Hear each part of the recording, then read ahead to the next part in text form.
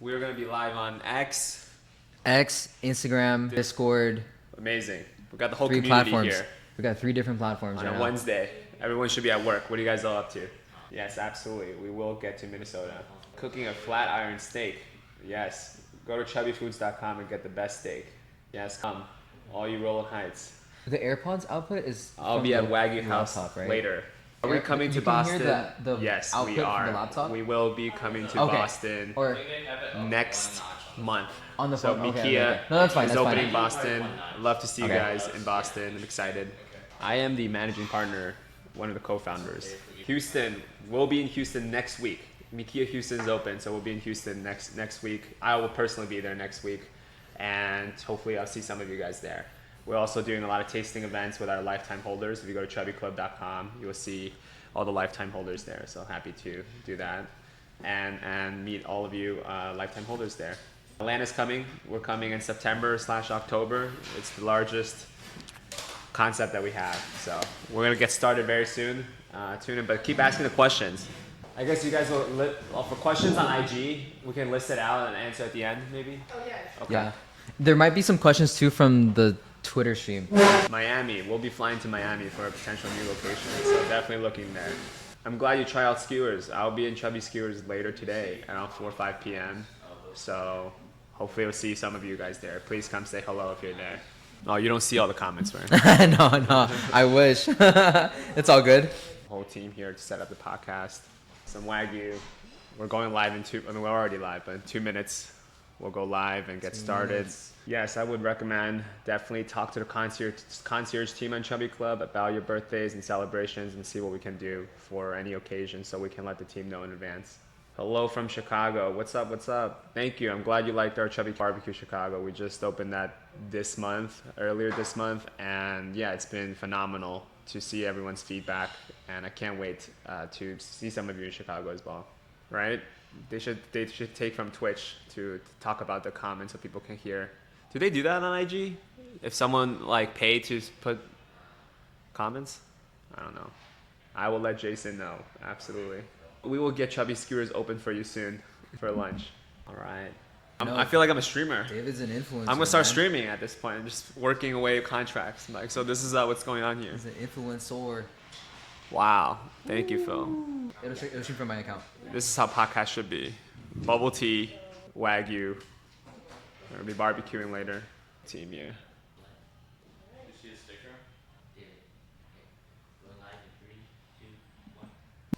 Awesome. Well, I know this stream is essentially just beginning. Guys, welcome to my very first Essential interview, and super excited to announce that I'm interviewing David here, one of the co-founders of Chubby Cattle here with me. Shout out to all of the homies, all the friends that are now just tuning in. I know there is a chat box, guys, so if you guys have comments, questions, leave that at the very bottom. I'll make sure that's all getting covered at the very end.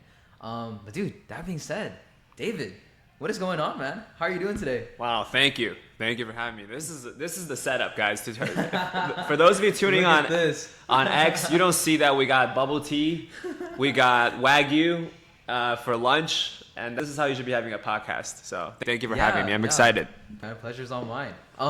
Before we even begin, I just want to check in with you. Like, how's your day going? How's life? I know you were just talking about 3 hours of sleep. It's been busy. We've been working behind the scene to get 10 locations open. We're going beyond in the crypto space. A lot of projects go under expectation, but we're going above expectation on building more locations than we thought we would in 2024. So because of that, we are flying all around. Our whole team is just around the whole US to get all these concepts open that people love, the community love, and we want to just get out there as soon as possible. Right. And yeah, we got Houston. I'll be in Houston next week. I'm here this week where Chubby Cattle Little Tokyo is opening. Niku X is a new concept. We got our arcade concept. A ton. We just opened Chubby Nori last week in Philly, which is a hand roll concept. So a lot of new concepts and different locations for people to try. I know all the Chubby Club members have been excited.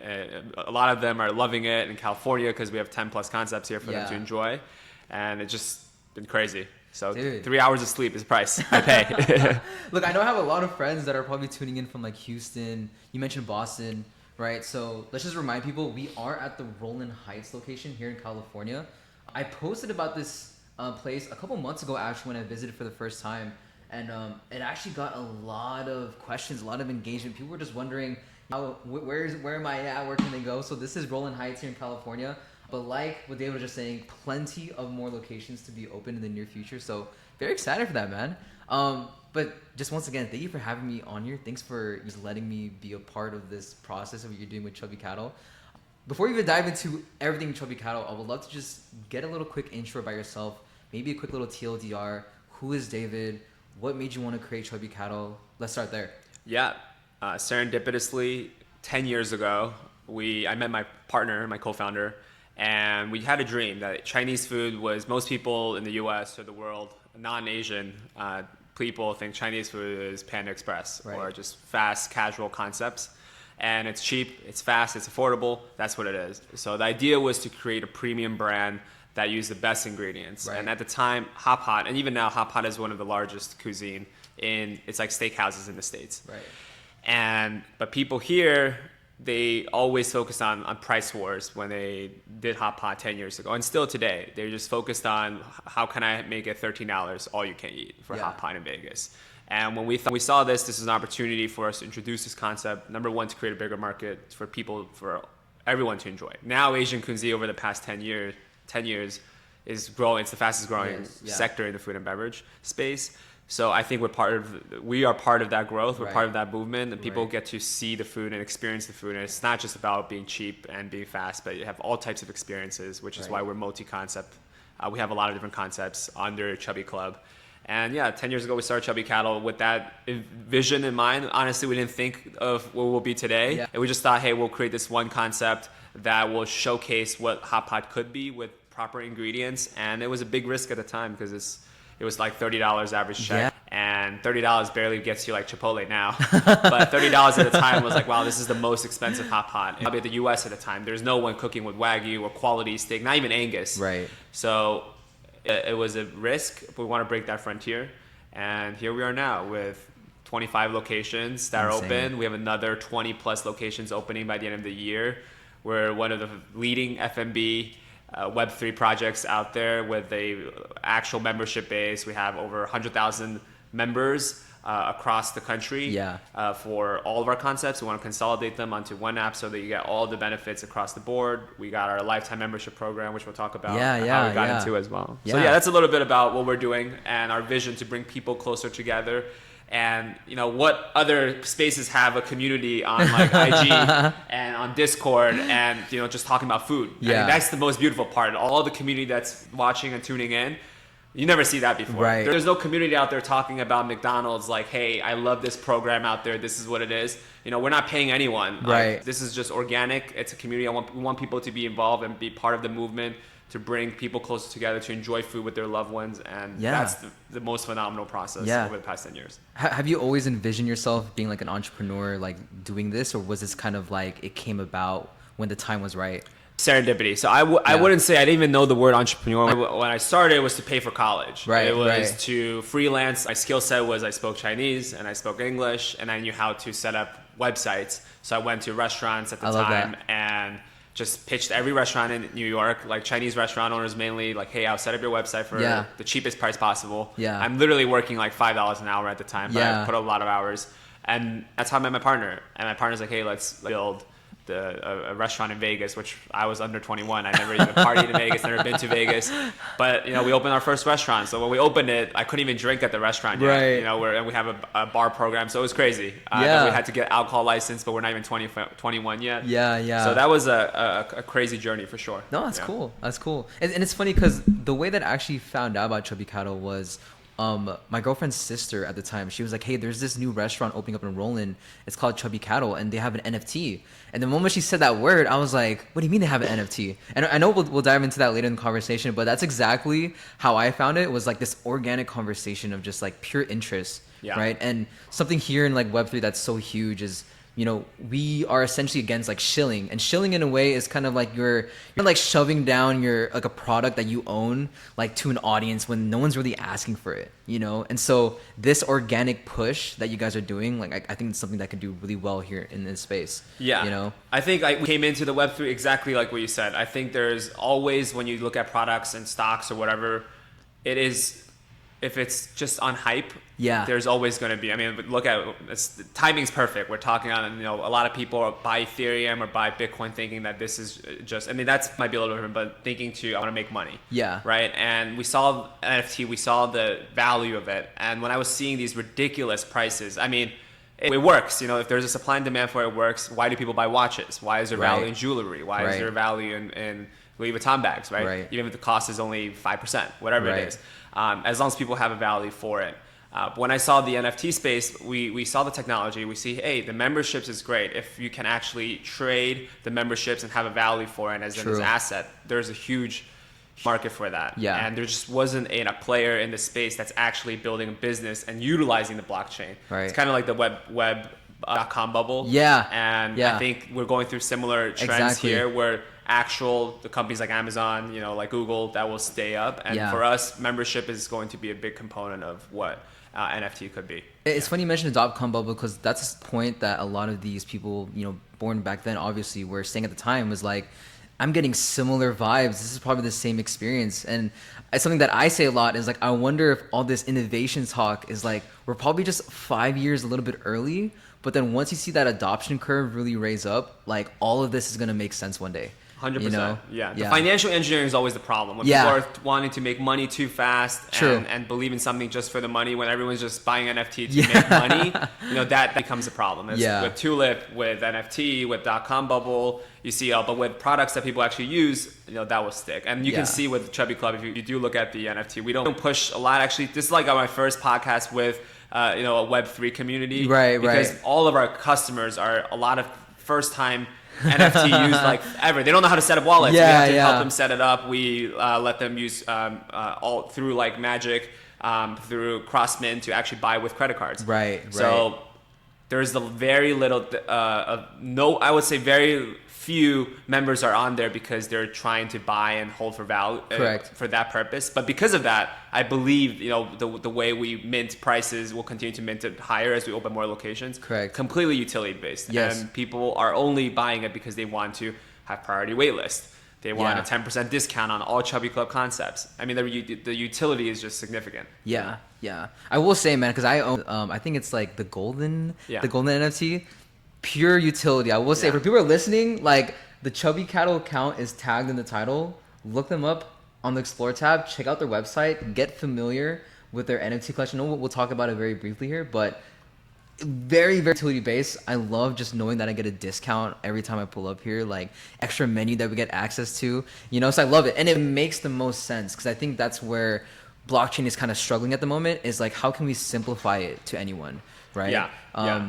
But no, it's awesome. I think we really came around when Fly Fish Club, not to mention like Fly Fish Club, I was like, it really inspired me actually. I was like, wow, they don't have any restaurants yet. The idea is great, but there was no brick and mortar restaurants when we already had around 8 to 10 locations at the time. And we were inspired. So this is where you take innovation and you take the technology and see how we can make it better. How do we apply it to situations that work? So absolutely, like you said, people come in here to spend. When we started minting the gold a year ago, it was I think $1,000. We started minting price. And we'll just continue to mint up. For every 10 memberships we sell, it's gonna go up. So by the end, when we sell out 8,880 of these memberships, the gold we'll be pricing and we'll be selling at 100,000. The silver will be selling at 3,000. That's just because by then we should have hundreds of locations across the states and even in the world. So your benefit will continue to stack up everywhere you eat, everywhere you enjoy, not just eating, but also our arcades, our bars, our nightlife, our Chubby tea programs, our dessert concepts, right? On Chubby Foods when you buy groceries. So that is the benefit that we're building on the long term as well. One question I have for you. Do you own any NFTs at the moment? Besides Chubby Club, Chubby Cattle NFT? No, I don't. I'm full-time focused on building a product. Focus. Yeah. So I'm not saying that any other projects are good. I'm just not very educated on the space in terms of, but I do think membership is key. We were talking about gaming earlier. I think there's definitely opportunity to have those values and the technology is there so that you can own a piece of a virtual product. And I think that's beautiful that you can resell to an open marketplace. And that's what we want to do with why we're on Web3 in the first place is because people with our memberships can now wear like a watch and pass it down to someone down the line. And then that's the beautiful part because any other memberships, gym memberships or restaurant memberships, you just pay annual fees. True. Like Amazon Prime, you just pay an annual fee. True. And we also have that. We have Chubby Club Plus access to all locations. You get discounts, but you can't really resell it. And Right. this is where something that you can hold a value and pass it on and gift it to someone and hold on to it as well. Right, Yeah. right. When did you discover NFTs though? Were you part of that 2020, 2021 mania phase? Yeah, it was. Yeah, absolutely, it was insane. Like I was looking at all the picture, right? All the pictures that are worth all these like millions of dollars. Yeah, right? yeah. And to me, not for me to judge. For me, the watches are the same thing, right? Right. It's about branding. It's about marketing. It's about Right. the community. Why do Yeah. you wear Rolex? Why do you wear AP, RM? It's all the community and brand. True. So humans have paid for something that the intrinsic cost is not there. So Yeah. that as long as there's extrinsic value, people believe that's fine. Yeah. But that's when I've noticed like, oh, that's an interesting technology. And I didn't really think about the restaurant space until we saw, oh, wow, there's people doing memberships. Right. And now they're raising the money, but the communities have no experience of operating memberships. So it's interesting that you have these Web3 communities entrepreneurs are building these projects because they know how to code, but have no experience operating a community, True, have true. no background and history of operating restaurants. Right. And whereas we come in, we're saying we have 10 years of operation in the restaurant space. We already have memberships at individual locations. Right. How can we bring this technology and use it? Right. So there's that two different teams. I Yeah. think in the early 20s, it's just a lot of developers and that's building on the technology. And there's a lot of hype around the technology. Right. It's amazing. Right. And then now real, companies and products will start to utilize this. Real game developers, right, will start to utilize Right. blockchain technology. I love how you mentioned this concept because it's something. It's like a complaint that we get or hear often from like the Web3 community is we see a lot of like these big brands. Like I remember when Porsche actually came into Web3 and launched their own like NFT collection, and we just felt like it was more so like a cash grab. Like why are they coming into this space? Because if we take a look now, there's no talks about the Porsche NFT, right? Unless it's like you're just finding the right audience, but like. We're seeing this, I guess, mature phase happening now, Yeah. where you have businesses that are open-minded to understanding what even is blockchain, what does it even mean to be Web3 native, and I think that's so crucial. Which is why I commend you for like hopping on these type of pieces of content like streams, because this is what the Web3 community wants. Is like we want to see active founders, we want to see active teams, like really participating in this space.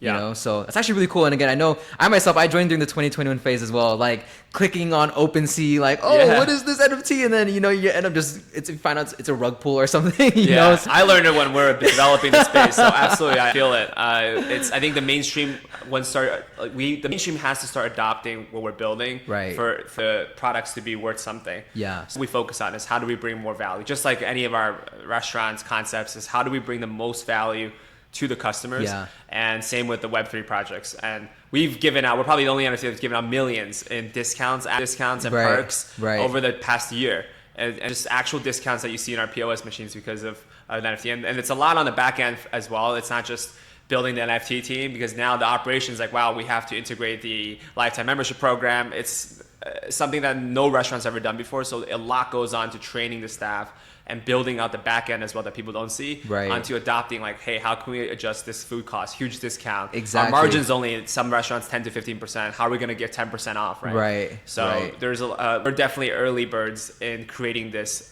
but it's been a huge success with the help of the community. I love this. The team's amazing. And we're just growing on the brick and mortar side, on the restaurant units, but also building a whole team, just supporting the membership portal. And Will's on the team that you're chatting with. So it's been an amazing journey to and also meet all the community members. Exactly. Yeah. Exactly. Dude, Dave, if you don't mind, let's take a little quick bite. Yeah, At what we have here at this platter. And man, to be honest with you, I don't know the names. We gotta tell Next time I probably need like a name tag just for each. But I will say, I already know it's gonna be so good. I already know it's gonna be so good. But let's work from left to right. What do you think? Let's do it. Let's do it. I'll tackle this one.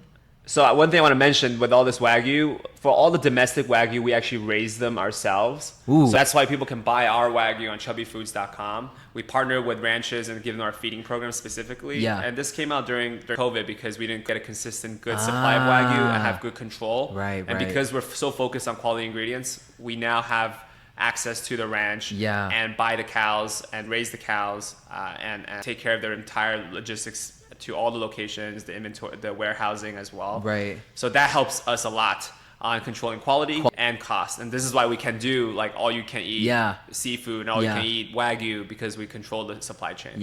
Oh, cheers, man. Appreciate it. Oh, man. This is going to turn into a mukbang. I've never done well, yeah, we got to do more podcasts with food. That's what we got to do it. It's good, guys. For you guys watching, this is the way. Shout out to everyone pulling up. Thank you guys to all the homies. If you guys are commenting, leave everything at the very end. I'll make sure, questions, comments, whatever is covered. Dude, this is so good, man. That's I'm such a foodie. And I have to owe it to my girlfriend for that, because she put me on all these different types of foods when we started dating. And when I first came here, my first impression of any restaurant is always, how good is the food? And I remember biting into my first Wagyu here. I was like, all right, this place is different. So I feel you. I got into food scene from my girlfriend too. It's the same. Before that, I was just eating Chipotle every day. Right? Exactly. No, yeah. I do just want to pivot the conversation now to actually talking a little bit more about this NFT integration with the restaurant, right? And I know you have multiple tiers. I think from a bronze to silver to gold. So if you don't mind just kind of running through this real quick, just kind of brief the audience with, what can they be expecting? Yeah. If they own a pass, and what does that look like? Yeah. So we have, when you download Chubby Club app, it's free to join. So the app is available on iOS. It's available on Android. And you can it's free to join. You come to the restaurants, you scan your receipt at any restaurants after the bill comes, and you're in the points. Right. So it's free to join. You get all these perks. Now, for normal members, Chubby Club members that are unpaid, it's free version. You have to spend X amount. You earn enough points. Doesn't necessarily mean we have multipliers. So on weekdays, you can earn more points. Right. So after you earn a certain amount of points threshold, you will earn the status for that year. So it could be bronze, it could be silver, it could be gold, it could be black. Right. So there are different thresholds that you can hit as long as you have enough points. Similar to Hyatt or Marriott or any loyalty program that you're aware of. Yeah. And the NFT does is you will be granted lifetime status for gold. So typically you have to spend $25,000 a year, 25,000 points. Right. So that average to about probably $20,000 or so spending a year to earn that status. Right. But with the NFT, you get that right away for the gold. Yeah. And silver, you have to spend, I think, 800 something or in that low roughly range. Around there. Yeah. And you will get that status permanently. Now you can just earn the status, the remaining status to get to gold, right? Also. Right. But on top of that, when you go on the website, chubbyclub.com, you'll see in silver list, you have tiers of benefits like concierge support. You get priority you get priority wait list. So you have a concierge team that'll take care of your reservations. We get free drinks for all your guests, a welcome drink from us to any of our locations. Now, for some locations that don't have drinks, we'll figure something out. So you go to each location, you will see what you get in that location. So we make it very user intuitive for people when they go on the app to see, okay, I'm a silver member, I hold this NFT, what do I get when I visit this? Yeah. And it's location based, so you see all the new concepts near you. If you're in the mood for chapa, if you're in the mood for curry, for sushi, you want to spend $2 signs, $3 signs, $4 signs, $1 signs. It's essentially like Yelp. Yeah. That's where we want to build to. Right now, we're starting with a lot of the contemporary Asian cuisines, but it'll get to mainstream cuisines and all types of entertainment as well.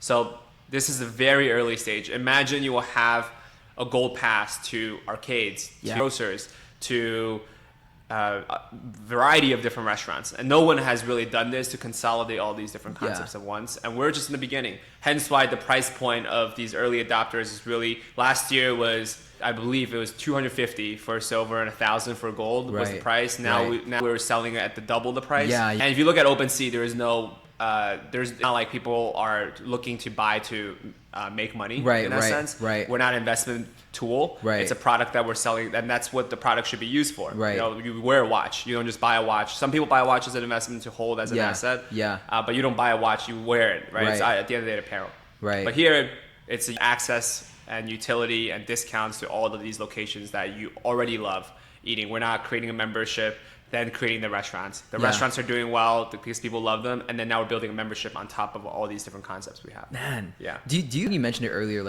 there's this massive advantage that you have that's already by you adopting this, right? Yeah. Do you think in the next 5 years you'll see other restaurants starting to finally see this, or do you think we're still kind of ways from that conversation even happening? Yeah, I think there are a lot of interesting plays that already on the tech side about membership. Yeah. So there are a couple of different apps in this space that don't own the restaurants, but they provide financing to the restaurants, and you can buy points, spend the points will be worth more during weekdays. Right. There are other loyalty programs, but I think we have a huge advantage because we actually operate the restaurants, so we understand what the consumers want, and we're not just a tech platform that's going to charge the restaurant a fee for certain the loyalty program. Right. But there's a lot of loyalty programs out there that are trying to build this, and they're also using Web3. I know Blackbird, for example, is one that individuals can buy points and turn, but they don't own the operation of the restaurant, so it's a different component. So for us, we're vertically integrated. So if there's an issue that you have with a restaurant,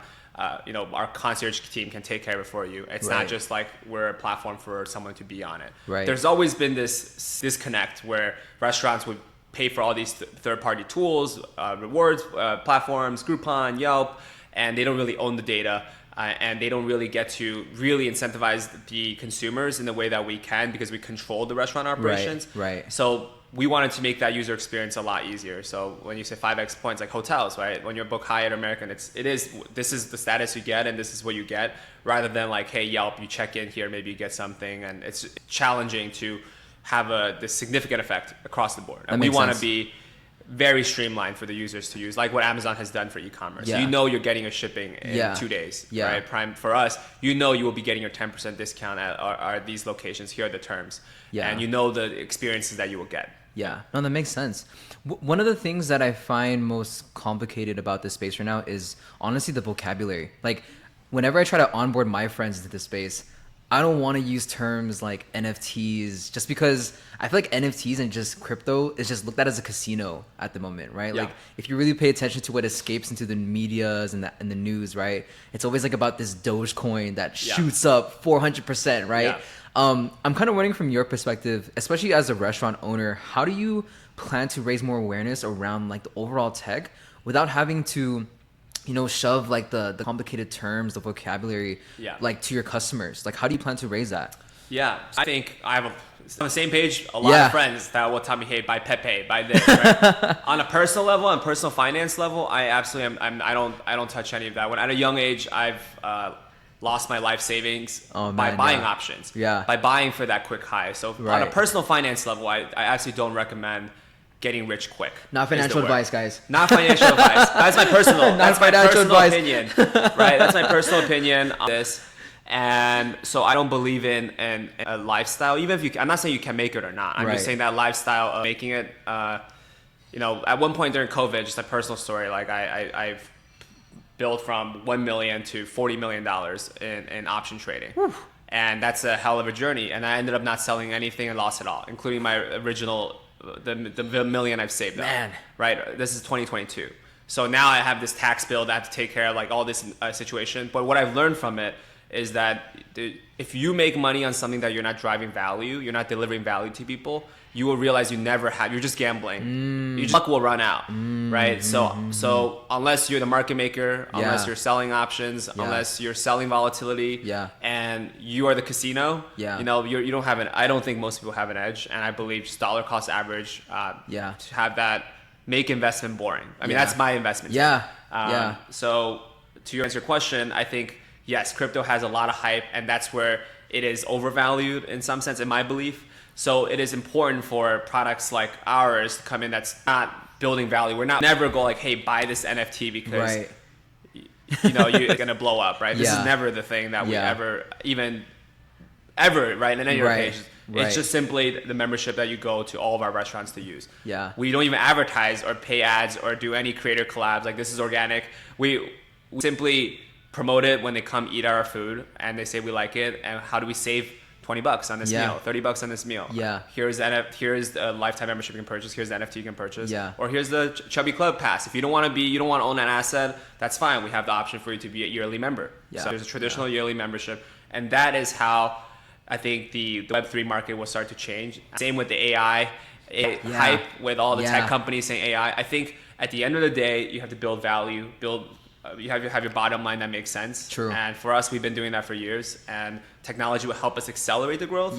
But we're not over leveraging in that. It's just we're running cash flow positive businesses and just dump money, raise more, make more money, and that's how we build around. No, that's not the core concept, and that's never been. And that's probably because we never went for institutional money in the beginning. We built it mom and pop style, bootstrapped everything, one at a time. And now we're growing the fastest we ever grown, and we're now taking on institutional money, but it's very different from start at nothing, but raise $20 million on NFT mints and now have to build restaurants, right? So yeah. I will say, like, I think one of the things I commend about that is, like, you guys already had everything built pre-hand before the launch, versus like you guys were looking for funds to raise, because honestly that's like the biggest red flag that in the current scene is like, yo, why are you guys charging $500 for NFT, and how will we know as holders know where that money goes, right? Because we've seen that from 2021 even till now, like people raise $10 million and the next thing you know, poof, the project is gone. So that transparency is very much needed in this space. Absolutely. If you're using NFT to raise money, you need to go through Reg D. There's a lot of securities exchange you need to follow for crowdfunding platforms. But if you're selling a product, it's different. So that's why there's when you're looking like, what should I buy? My advice and my personal opinion is you want to buy something that you will use. Or if you want to invest, then invest in something that is delivering value. So not off of hype or something. Especially you look at the long-term trend and what this company is doing. So, One, I don't know if you know like any of the popular collections in this space, but there's like Azuki, there's Bored Ape Yacht Club, there's Pudgy Penguins, and from what I hear from these communities is NFTs act as like this loyalty membership, right? Where it's more so of you're simply just supporting the brand, the IP. Because you love what it stands for, right? I'll use Azuki as an example. Like, they're probably one of the biggest like Japanese brands in the space, and they just started partnering with all these amazing anime studios, and they actually just released their first anime episode, I think like a month ago and now. But what's beautiful about it is they're incorporating holders' IP. People who own Azuki, they'll get that featured in that show, and that in itself empowers that holder because it makes them feel like yo, I actually have my own asset, my own IP in that episode, and that's like a cool flex to have your homies, right? I'm wondering, like, do you that? I mean, obviously this is like a whole different concept with restaurants and whatnot, but with the Chubby Cattle IP, how do you plan to also scale that along with the businesses that you're like all these restaurants that you're opening? Like, how does that look like? So we actually with crowdfunding platforms before, like SMBX, with Honeycomb, that allow our customers to legally invest and with full disclosure of financials and they're bondholders of that location. And on top of that, have perks. So later today, I'm having dinner at Wagyu House with some local investors that love the Wagyu House concepts and have put in money, and now we're having dinner, complimentary dinner with them, and they're getting paid 8% a year as a debt holder, regardless of how we perform. And they have other perks like free drinks they get free drinks when they go eat as well on top of their 8% return. So we work on crowdfunding platforms as well as we grow. We do believe there's a huge part of getting your customer base to be a stakeholder in your business. So whether that's through blockchain, like what Zuki's doing on the IP side, or it's through crowdfunding platforms, I think there's a huge opportunity there. I do believe customers should be part of your ecosystem of a business. That's the number one group that we work for is the customer base. And imagine the customer base can also be your shareholder, right? That's very important. I think that's something that Web3 can solve. And there's going to be a lot of regulation that's needed to manage that appropriately. So things, the community can be good if they do right, but if they don't do right and people expect something else, that's where regulation is needed in the space. But I think the technology is there to allow for that. Exactly. And we work with crowdfunding platforms. It's been phenomenal where they run the distribution through the channel, and for private companies to be able to run like this, it would change the game. Imagine you own a mom and pop restaurant and you have these avid customers of yours, but they can also, instead of borrowing from the bank, you borrow from your customers, you skip the bank through blockchain, but you all the disclosure, so it's legal. And now the customers are essentially the bank. Instead of putting money in the bank, they're going for a Web3 product or a product that allows for this distribution of funds and to act as a bank. And you make it a lot more efficient. So there are a lot of niches that can solve, and that's why we partner with these crowdfunding platforms for small businesses. And then started testing this out, and it's been phenomenal already. We can see early stage, like this will be the future. You mentioned that people can buy these passes with credit cards, right? That's like one thing that I want to happen, because it's like consumer blockchain apps, right? It's like people don't know how to set up wallets, yet alone like there's like this 9-word seed phrase that you have to keep with your wallet, right? Like, and if you lose that and you can't access your wallet anymore, it's GG, right? You can no longer access that. I'm wondering, right, do you think when it comes to consumer blockchain apps, does it start with like incorporating Apple Pay? Because Apple Pay is like a single tap of a button, scans your face, boom, you made the purchase, right? Do you think we need to head that direction in order to really onboard more people into the space? Yeah, I think in the current market, we absolutely think there's a need, at least for our customer base, to have that easy purchasing and their to connection to Web3. Exactly. So that they know they own this asset in their custodial wallet. And we might have to create the custodial wallet for them. Yeah. But because they don't know how to set up MetaMask, right? There's no need for code storage for them. So I think it's same with like programming back in the days where you had Microsoft, you had Apple. They're building out the operating system for you. Doesn't mean you have to code and run your own Linux system. Like for us, I think it's the same with blockchain. I think there will be like Coinbase, right? It's essentially holding out all of the majority of it for Bitcoin, ETH, and then the top coins. I think the same for us. Like we will make it easier for them to onboard using this, and on the back end, there's this feature that could be out there on blockchain. Right. No, I mean, first of all, David, I appreciate the conversation so far. I'm personally learning a lot just like listening to you. So I'm learning. I'm not an expert in the Web3 space, so to be completely frank, I just share this is what I think. Yeah. Founders like you, man. Thank you. Yeah, if you don't mind, let's have our second. I hope everyone on the Instagram as well is enjoying their time. If they have any questions too, we'd love to cover it. A lot of questions going on, huh? Who's answering these? Phil, have you been answering it? Our team's answering all your questions. So Amazing. Amazing. All right, let's try a second piece. Let's do. Awesome. Cheers again. Cheers. We don't even dipping in sauces. You want some sauces? All good, man. But yeah, it is really rare for a community to come in, watch streams about a restaurant. So I thought that the most surprising part of all, because I think people were just going to buy the membership and use it. But with this Discord, with the community, people are on the app and giving us all this feedback, hosting events. That's been phenomenal over the past year. Just curious, what do you think of this new day and age of how social media has really transcended businesses the past decade? Because I feel like it really revealed that in COVID. Because we saw a lot of these mom and pop businesses, small family businesses, where if they didn't do that TikTok, if they didn't do that Instagram, if they didn't do that Twitter, whatever it may be, that exposure to a mass audience would have probably never been reached. So like, how have you kind of been seeing that and like this new day and age of like how social media is used? It's phenomenal. Yeah. I think it's a phenomenal thing you have to be caught on. Yeah. And we were talking about this earlier, like, hey, what's up, chat? Like, I don't even know these lingos. But hey, they're going to be the majority of the consumers. How are they going to find out about restaurants or your products? It's going to be through TikTok. True. It's going to be through Instagram. True. Right? So I think the sooner you adopt, just like AI, the sooner you learn how to use it, the sooner how you can use social media to your advantage. I mean, when we started 10 years ago, we weren't doing skits like around. We just launched our Chubby skewer brand. Like we're heading there later. Yeah. We're not doing skits to get people's attention to talk about this. Like, you pay back in the days. You pay a famous influencer to make a post or something like this. Now it's all organic. People love to see skits. Yes, we'll showcase the food. There's a page for people that want to look at what the food is all about. But there are also skits that people want to. Oh, this is how I'm going to find out about this location because these interesting creative ways. So it's ever changing. Yeah. The algorithm is always changing. The content game is changing. But that's phenomenal. I think it's like fashion. It's like our modern day fashion of how we get attention, and attention is key. Yeah. So, we learn from it. We have an amazing marketing team that builds and that put emphasis onto engaging with the community. Yeah. And I think a lot of F&B concepts don't.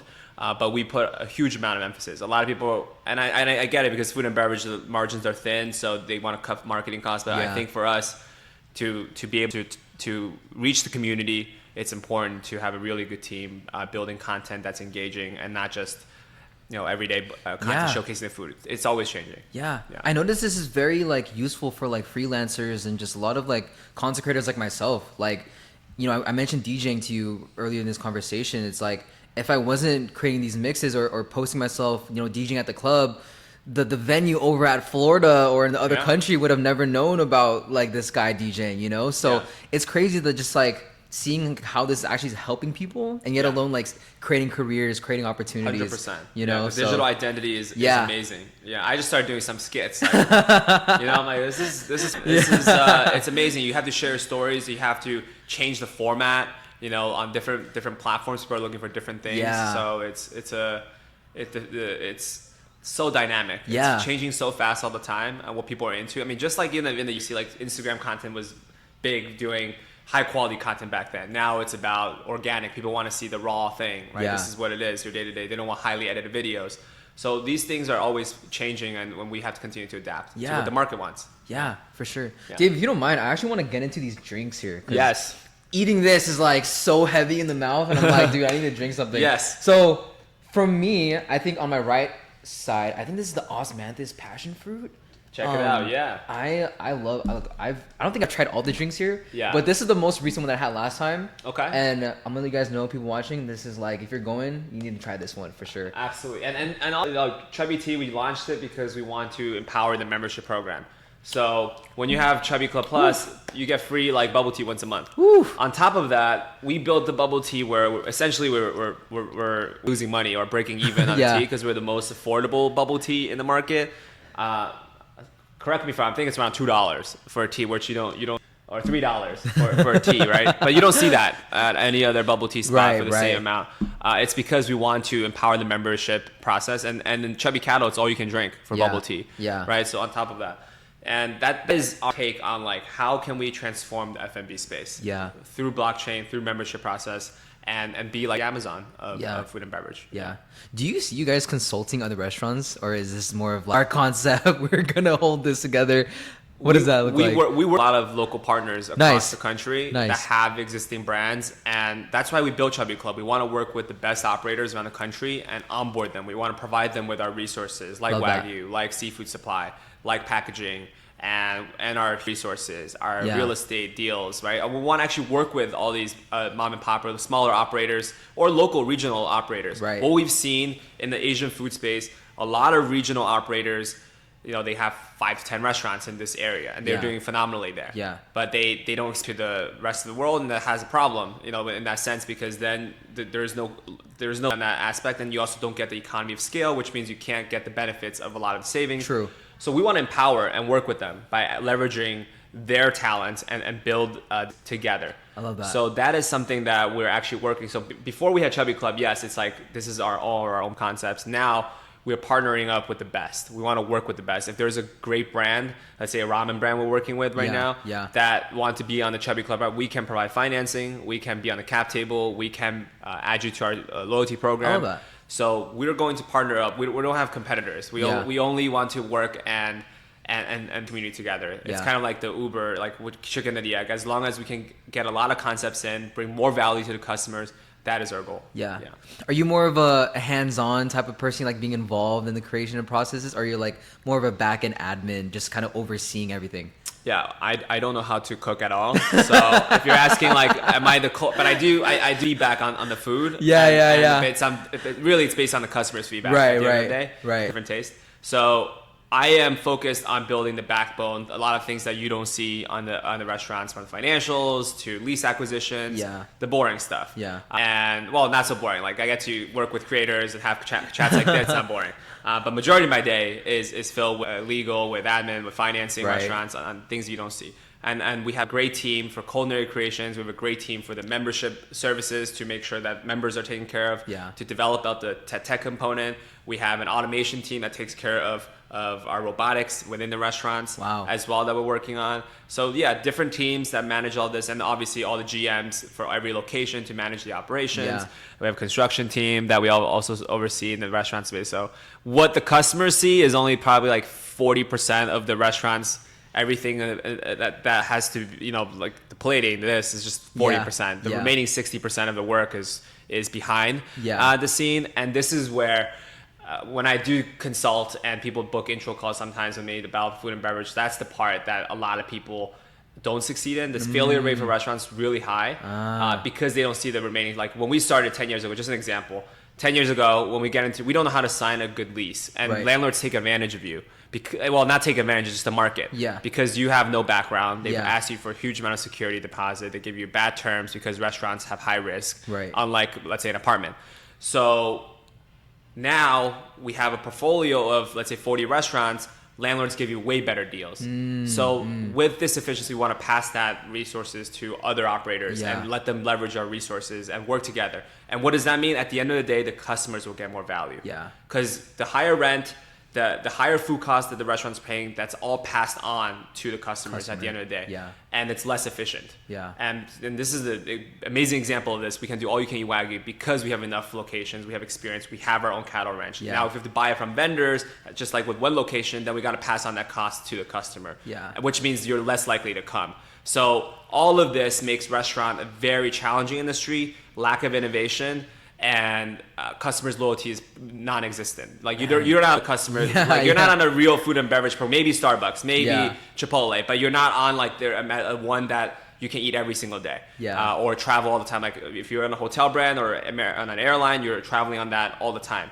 So we want to do that for food and beverage, for hospitality, for entertainment, and that will cut away a lot of the inefficiencies that's currently in the space, a lot of bankruptcies that goes into the space, and all efficiencies, the cost gets passed on to the operators and also the customers. And that's what Amazon is amazing, because they made everything efficient. True. And they bring so much value to people. Joke about it like, hey, we want a 1 day, 1 hour, but that is the value they brought on. Exactly. Right? The speed, the time. Exactly. So we want to do the same to bring more value to the customers and through our innovations. Man, to any future restaurant owners, you need to get in touch with this guy right here, man. Like, Chubby Cow needs to be a case study.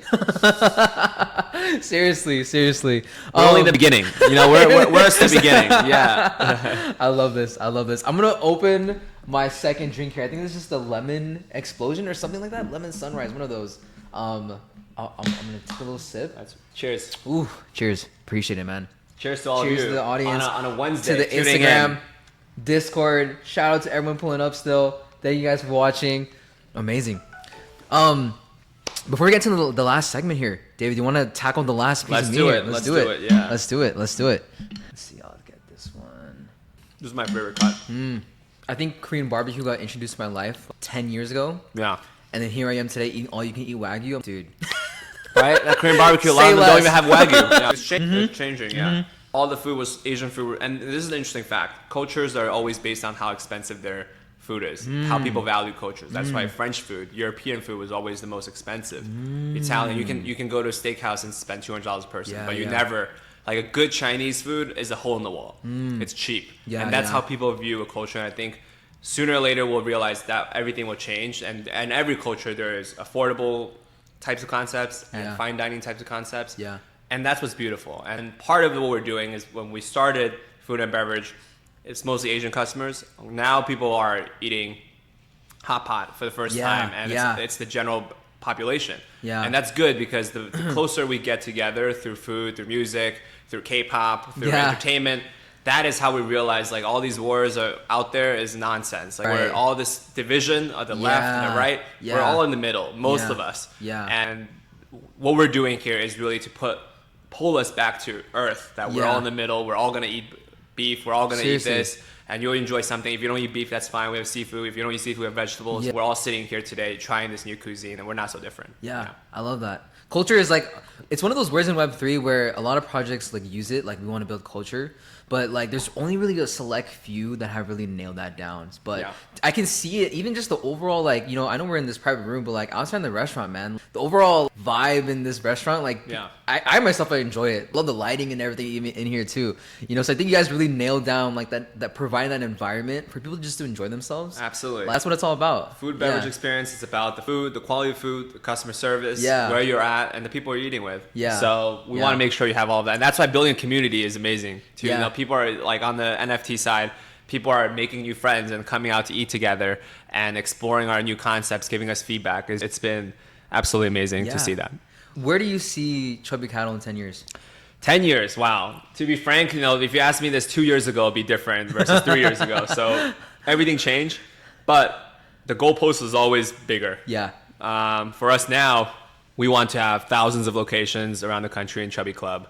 We will have hundreds of different concepts of various. It's essentially you turn on Yelp or Google Maps, but now you're a Chubby Club, and you know you have benefits at all these locations. Same way you would turn on Marriott or IHG.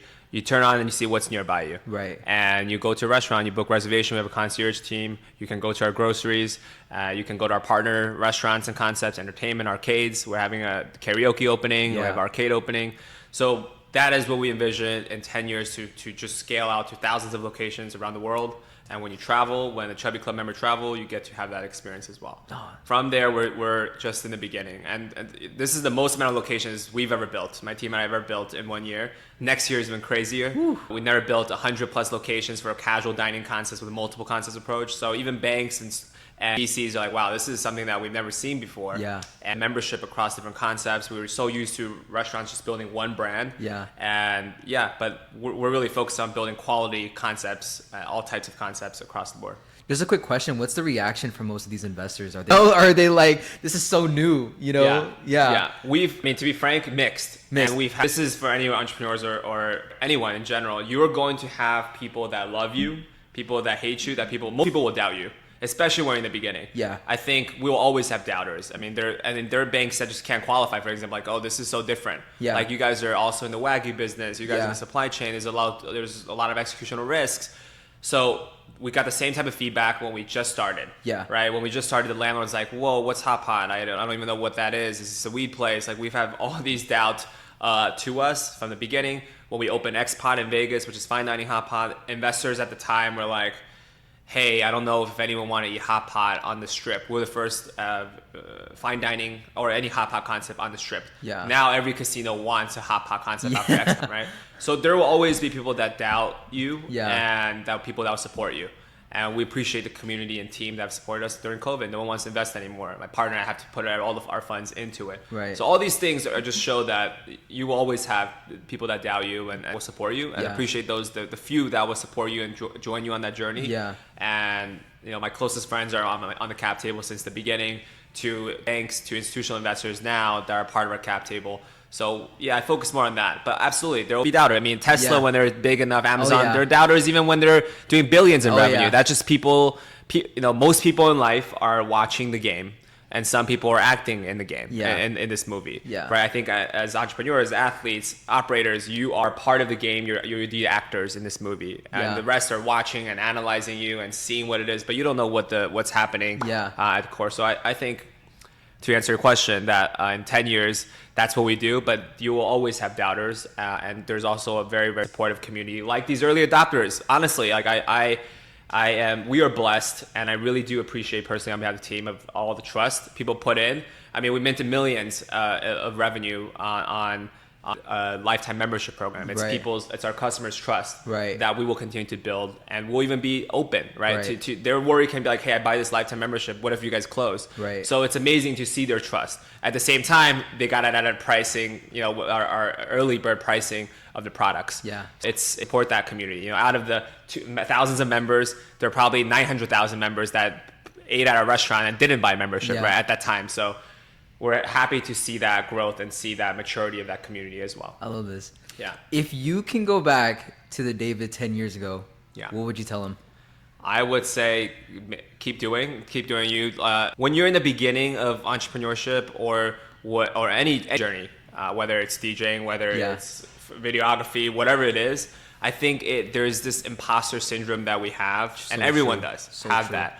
And you're just sometimes doubtful of, am I doing the right thing? Is this right? Yeah. And I would tell myself, don't fucking worry about that. Just make those mistakes. Deal with all of the bad things that come, the challenges. And when you look back, if you put enough work, the only difference between like my partner and our team is just we don't know how to fucking give up. We just take problems, like we just get punched. I mean, honestly, we have concussion. It's like the concussion of entrepreneurship. I really think entrepreneurs live a very tough life. I don't encourage everyone to do their own thing, because it's a really fucking difficult life. But the rewards is there, but it takes some. It's just like professional athlete. I wouldn't recommend everyone to be a professional athlete, because you probably live shorter lifespan. You're stressed more often. Your body's getting more inflammation. You have less time for friends and family. So I think it's for different roles, for different people that enjoy these different things. And for those that do want to pursue that path of building for yourself and working for yourself, or work. When I say working for yourself, you're really working for everyone. And keep doing. And don't talk about plans or any, like, I wouldn't even give any strategies. Like I wouldn't say 10 years you should do X, Y, Z, follow this plan. No. All the gurus out there, like, don't follow any plans, just do. Most people just don't do. They think so much and they want to know plans and how do I make more money? How do I do this? You've never even done yet. You haven't even tried. You put in 10,000 hours in anything. So until you do that, until you did 10,000 hours of DJing and going things, then you can be like, all right, how can I scale? How can I create a system? Ooh. Or like, how do I make this business better? Most people that come to you like, hey, how do I build a restaurant? They've never even maybe been in the space of the restaurant, work in the industry, and really tried to do it. You don't have to start your own restaurant. You can work at a restaurant and see that space. When you have enough experience there, then you can say, okay, now I know the industry. Yeah. And that applies to, I think, in any industry. Yeah. Then you can make adjustments, you can create innovations, and then you can talk about plans. Yeah. But before that, like, don't even think about plans. Like, build revenue, build value, just execute. Yeah. Dude, I'm learning so much, man. This is. I tell myself 10 years ago. Don't worry about your lack of confidence, what you're doing right or wrong. Just execute. Don't listen to anybody else about what you should do, you shouldn't do this. Like when I was in college, like pre-college, my family would, like my distant family would say, you should go to college. And when we wanted to open a restaurant, they say, restaurant's a very tough business. They've all worked in restaurants before. Like, don't be in the restaurant space. When I did an agency to market for restaurants, like, why are you working before college, you know? Yeah. But they were just putting on what their thoughts is. And like you said before, the time's changing, social media's changing, everything's changing. You follow your own path. But one thing is constant throughout time is the doers are people that just, regardless of any problems, you just keep doing, you don't give up, and you learn from that. And then that's the key, and you do enough. Yeah. Dude, if you ever release a book, David, I'm the first buyer. No, man. First of all, once again, thank you so much for this conversation. And to everyone in the audience, even from the Instagram to the Discord, thank you guys for tuning in today's stream.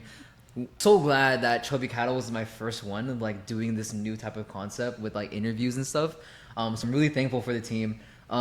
David, where can people find you? Where can they stay up to date? What does that look like? Yeah, you will find me at all the Chubby Cattle restaurants. I'm kidding. I'm usually I'm sleeping on the couch somewhere after. But you can find me on Instagram. It's the way. You can find me on YouTube and TikTok. But definitely, shoot out any message. I do intro calls as well to people. Cool. I want to help. We'll set up more of these AMAs. And should we answer some questions too? Yeah. Questions? Let's put out some questions. Yeah. You got amazing. Some questions from Got everyone? an iPad here with all the questions. So right now we're going to answer all your questions, okay? Sweet. So let's refresh it real quick. And there's a lot of IG questions. You put that all in there? IG question too? Okay. Perfect. So it's like a good mixture. Let's just do this first one from the top. When will you be opening a Chubby Cattle location here in the Philippines?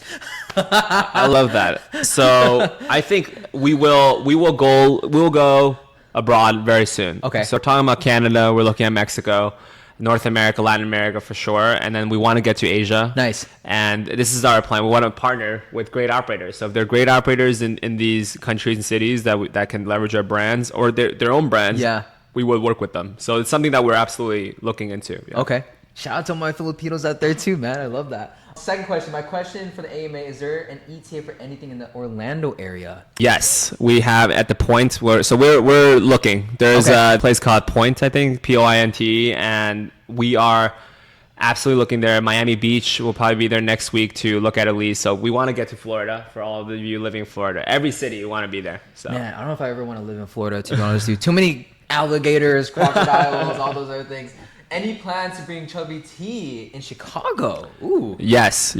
City that we're in, we will bring a Chubby Tea there. That is our promise. Yeah, we want to bring Chubby Tea. We want to bring Chubby Dumplings, Chubby Skewers. So everywhere we go, we want to have a community of our concepts. So that makes sense for all the members in that location, because that's what the key of the membership is so that we have enough concepts in a region for you to experience. Yeah. No, that's cool. Chubby Tea in Cerritos or Long Beach? Any locations around there? Yes, I want us to have Chubby Tea just like every other bubble tea area. Like we haven't signed yet. I know this is we're product placement here at this point, but yes, we want to have affordable bubble tea. We want to have free bubble tea every year for Chubby Club Plus members. Every month, free one complimentary bubble tea for you guys every month at all locations. So yes, we will build out as many Chubby Teas as possible. I love this. This is a more different question. How has your experience been? Is that what Cintas? Cintas. As a vendor. Yeah. So I think we work with a lot of vendors in food and beverage. One thing I can say is as you scale, you will see better rates with vendors. This is part of the part of why we have to build enough locations and to ensure that there's enough members in there. So we get the best pricing and best service. That's our experience. That's my experience. I can't tell you specifically because there's a lot of representatives in it. Depends on the rep that you work with as well. But overall, the you start which vendors will work with you and work for you when you testing all of them. And this is probably like my favorite question right here. Any plans for a Chubby clothing line or any merch right now? I think we have merch on chubbyfoods.com, right? And talking about merch. So at Wee Wee Mart, if you're in LA, we just opened Wee Wee Mart. It's an arcade machine, so all of our merch is in there in the arcade machine as well, in the claw machines. Yeah. And they're really cute toys. That's like the channel logos there. There's also gift cards there that in the claw machine. So it's fun to be, and we want to bring some awesome arcades across the country as well. Cool. Yeah. Cool. And then how can I get the Chubby Cattle plushie? I'm pretty sure we just answered that, right? Yes. By actually going to the market that you just mentioned. Yes, Wee Wee Mart is the way. We'll do more giveaways as well. Awesome. Where's the next Chubby Skewer location? I know, again, we're in Roland. Yeah. There's literally one right down the street. Yeah. I'm assuming you're asking like when's the next one gonna open. We're going to have in Vegas. We're signing that as well. So we'll have Vegas location open for the next one, and we'll have another location in California that's pending to open by the end of the year as well. Yeah. Beautiful. So a lot of new locations. Yeah. So this is where like with the NFT, a lot of people have roadmaps and they never deliver on time. We are like. I mean, I'm even shocked that we're delivering ahead of time. I think we said we were going to have 20 locations by 2024, right. But we end up with 40 to 50 locations. Right. So right now we're saying next year probably be around 100 locations. Jeez. But I don't know where we'll be because we start partnering with a lot of concepts and really just start scaling in that direction. And I'm really excited about our Chubby Dumplings concept, our Chubby Curry concepts to become mainstream, to have more locations of those as well. Yeah. Chubby Nori is phenomenal. So we're just waiting to bring that hand roll bar to LA and have that premium product and also pricing. Yeah, that's gonna be me right there. Yeah. Awesome.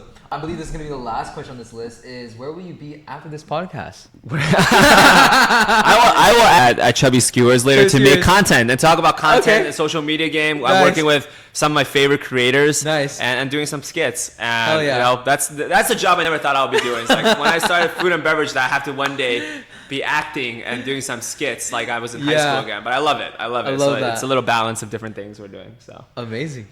Well, that's essentially the wrap of the list. Is there anything from the Instagram Live? People are saying anything?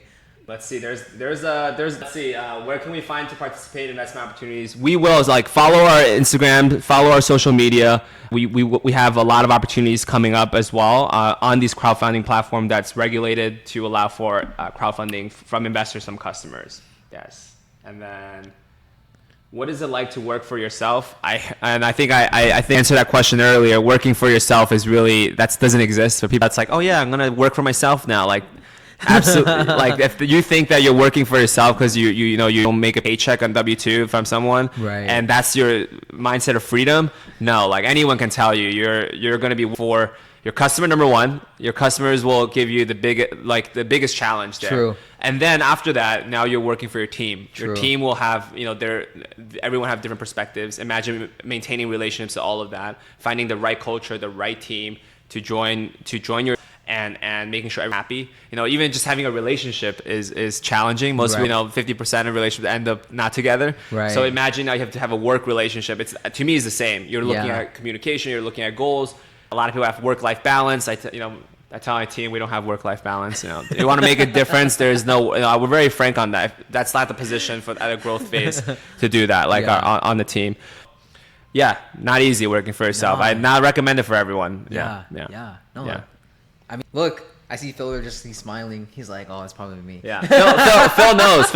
Yeah. We're working all hours. Truly, though, we're very blessed to have a team that has the same vision to build. I love that. And we give ownership roles to all members, so we're a part of it together. And that's why we want the customers to be part of our cap table to work through crowdfunding, is so that they can be part of our ecosystem.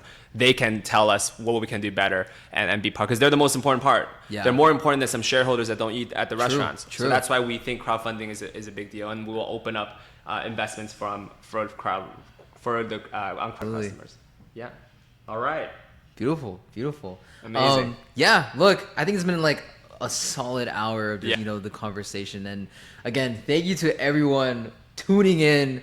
I don't know how many people. I think hopefully all the homies that I typically interact with on a day-to-day basis pulled up. But yeah, shout out to every single one of you guys, and of course the Discord community. Thank you guys for joining as well. I will say one more time, guys, make sure you're following the Chubby Cattle account. It is mentioned in the title of today's stream. Also join their Discord if you want to get more information, and they also have a website where you can check out that as well. David, any closing thoughts you have for everyone here today? Thank you all of you as well for hosting this. I can't wait to meet all the community members at all of our upcoming tasting events. So definitely check out chubbyclub.com. I hope to see you on the Discord. If you're not a lifetime member, still get on Discord. It's an amazing community. It's free to join, and download the app to see all the locations we have. And yeah, I hope to see you at one of them. And stay blessed, Chubby. And thank you for having. Of course, it's an absolute pleasure, man. Thank you. Yeah, guys, this will be this official wrap up. See you guys back on Spaces on more streams, and I'll see you guys next time. All right, peace out. We got a good community on IG Live. Some people say I've been here since minute one of this chat. It's funny. They're good. How are we on the